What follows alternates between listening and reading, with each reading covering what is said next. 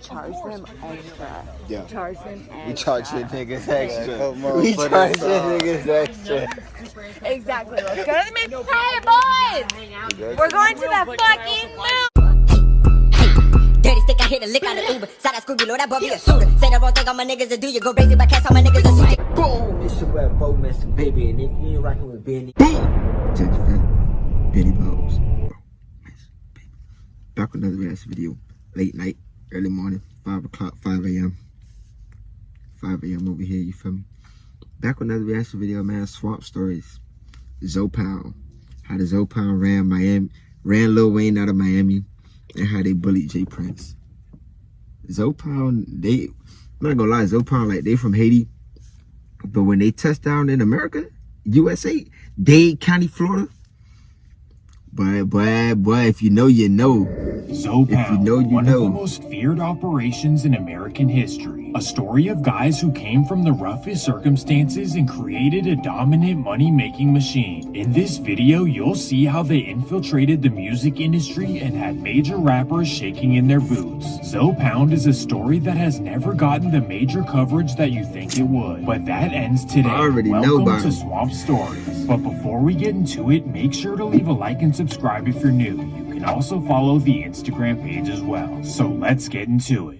The story begins in Haiti, a small country located 800 miles south of Florida. Haiti is an extremely prideful country, proud of their rebellion and overtaking the French rule. But unfortunately, Haiti has had its fair share of problems as well. In fact, it's been the poorest country in the Western Hemisphere since the 1960s. Sadly, over 80% of the population lives below the poverty line. So starting in the 60s and 70s, many Haitians began fleeing the country. Some went to France and Quebec, but the vast majority settled in the nearest city they could. Welcome to Miami, Florida, the Let's biggest go, baby. hotspot for Haitians. Dade County welcomed over 200,000 Haitian immigrants by the 1980s, but two areas in particular had the largest population. Dade County. First, you have Lemon City, which is now known as Little Haiti, and second is Carroll City, located northwest of Miami proper. These were go, two of the man. most affordable areas in South Florida, but they were also some of the roughest. I lived on both of those sides. My grandma lived in Little Haiti for a little bit.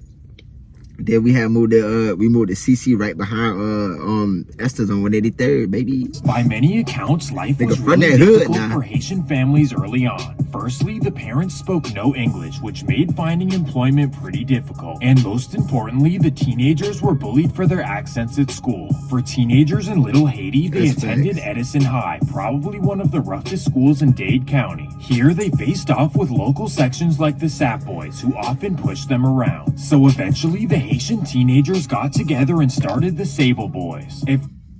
Oh, that boy know he know about that. That boy say he knows something, boy. Gotta watch out for him, but okay.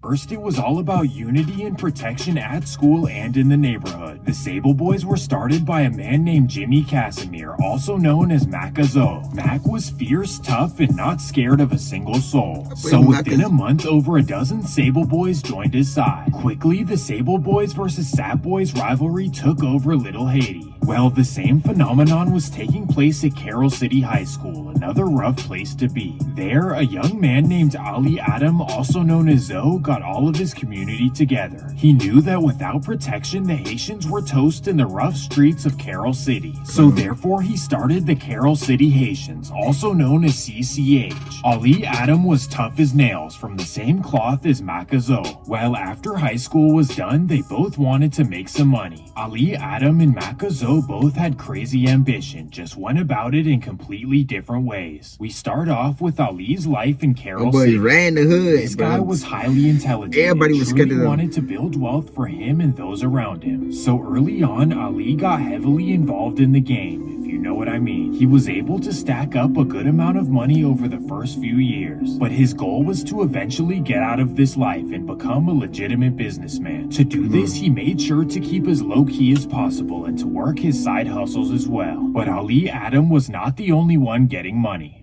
Mac Zoe was getting money as well, except he was wild and reckless. Mac was no businessman. Instead, he loved hitting licks with his crew. So the Sable Boys became known as the slimiest crew in Miami. So for this reason, Ali Adam always stayed away from Mac Zoe. He knew that they could either set him up or bring the wrong attention to his organization. But then came the summer of 1990, the year that changed everything. For whatever reason, the Sap Boys believed that Ali Adam had taken sides with Mac Zoe. This was not true. Regardless, this is what they believed. July 6th, 1990. The Sap Boys gear up and take a trip to Carroll City. They pull up to CCH's infamous block on 27th, and there they spot multiple members hanging outside.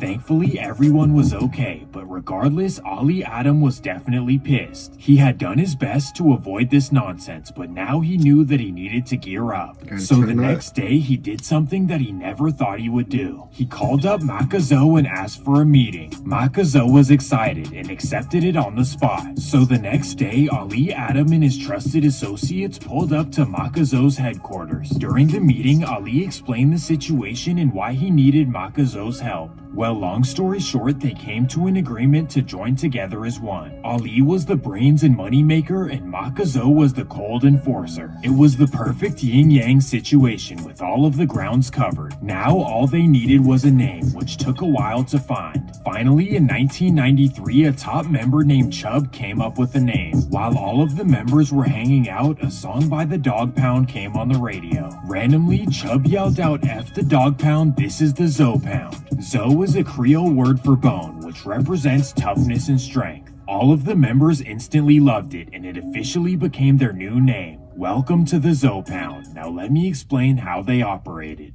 Instead of a color, the ZOE Pound only represent the Haitian flag. This way, police could never identify them or see them as suspicious. On top of this, hand signals and ZOE Pound tattoos were not allowed. All of this makes ZOE Pound members hard to identify from regular civilians. And this worked in their favor because for a long time, they remained under the radar. All of this while being the most dangerous in the whole state of Florida. And I'm not just saying that because the numbers back it up. Nah, for real. The Sap Boys Everybody was ZOE Pound rivalry got really deep. Between May of...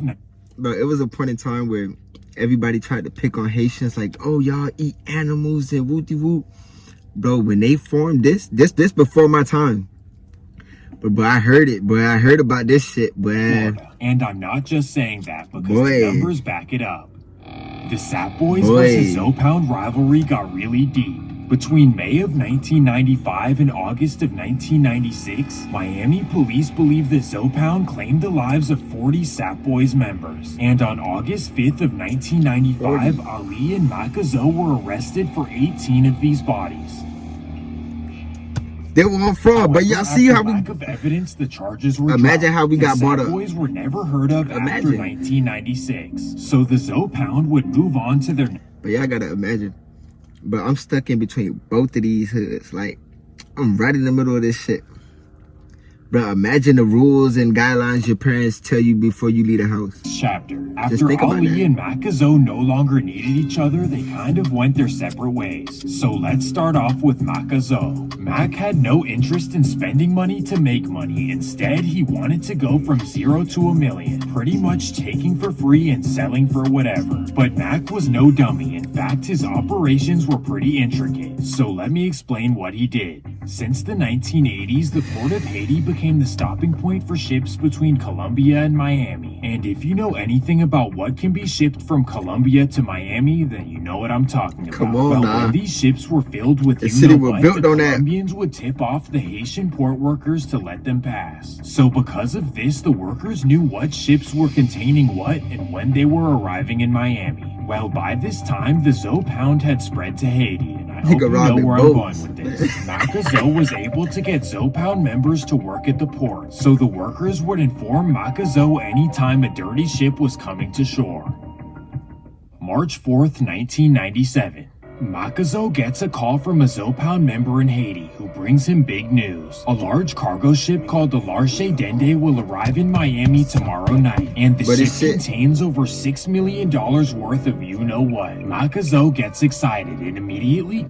But this shit like a hood fucking legend in my fucking in my hood. This shit is like a fucking hood fairy tale. Like, but everybody get excited about this story. Calls up 4 fellow members. Together, they spend the night drawing up a game plan of how they'll jack the ship. To clear the way, they made sure to pay off the guard on duty at the Miami port. The next day, March 5th, 1997, 11 p.m., the Larche Dende approaches the port and the ZOE Pound members are ready to pounce. As soon as it docks, the 5 members run onto the ship. They direct all of the crew members to the cabin and tie them up. Then Makazo tells them to direct him to the hidden goods. While all of this is happening, one man is unaccounted for. This would be the captain of the ship, who Makazo completely forgot about. The captain jumps off the ship and swims to the shore.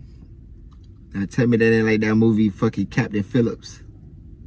Nigga, this the real Captain Phillips. They try to play that shit. He then alerts Miami police to what's going down. 1 a.m. 20 police cars arrive and surround the ship. Makazo and his 4 members surrender and are taken in. Damn! This is it. Major federal charges are on the way. Or maybe not. Because the Larche Dende didn't want to be investigated, they told police that it was all a misunderstanding. Makazo and his crew were instantly released and the Larche Dende was never investigated. That's how you Because do he got it. away with this, Makazo wanted to try again. July 13th, 1997. Gotta double Makazo back. gets another call from the port of Haiti. A major ship called the Vanderpool Express is on its way to the port of Miami. I would've thought It they was comes set in up. the same night as the No, call, fuck so y'all. Makazo has no time to plan. And sadly, this would lead to a disaster. See? On the morning of July 14th, 1997, 4 Vanderpool Express crew members lost their lives. Oh shit.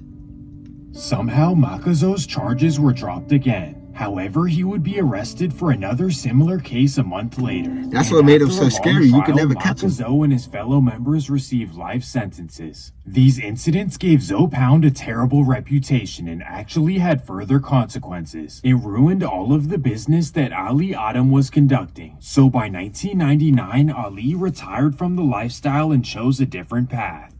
He used his leftover cash to buy businesses all over the Miami area. This included a Subway in Miami Lakes and an entire strip mall in Miami Gardens. In fact, the FBI estimates that his net worth was $11 million, which was a lot of money in 1999. But this Yeah, it's a lot lifestyle of was money now. slow and honestly boring for Ali. It simply couldn't compare to the excitement of being a ZOE Pound leader. So that's when Ali Adam came up with his new master plan. He launched the House of Fire, Miami's newest record label. At the time, New Orleans had Cash Money, Houston had Rap-A-Lot, and Atlanta had So-So Def. But Miami didn't have a real presence in the rap game, and that's where Ali wanted to come in. The only problem was that Miami was short on talent, so the industry was not paying attention to House of Fire. This got under Ali's skin, so he resorted to another way to do it.